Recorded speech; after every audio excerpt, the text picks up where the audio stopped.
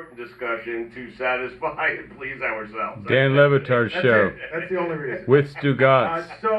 Yesterday on the show, Stugotz you is heard, John Wiener. Stugotz talk about the blatant anti-Semitism. How y'all doing? Of Sean Jackson and Stephen Jackson recently, and I can't believe, Stugotz, I did not have this happening during the pandemic, but the apology tour very quickly got to Deshaun Jackson is going to visit and tour Auschwitz. You were very forgiving yesterday on this front, saying, among other things, that you don't expect Deshaun Jackson and Stephen Jackson to familiarize themselves with the Holocaust. I would expect them to do bare minimum that before speaking on it in any way. Like, I don't think it's a big reach, but you were super forgiving on the subject.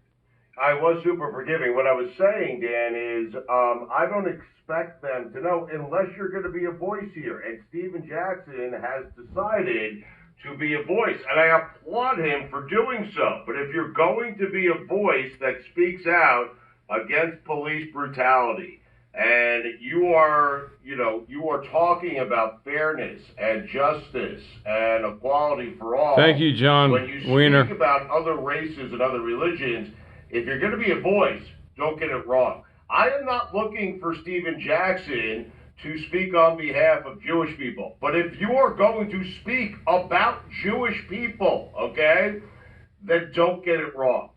Bare minimum, just don't get it wrong.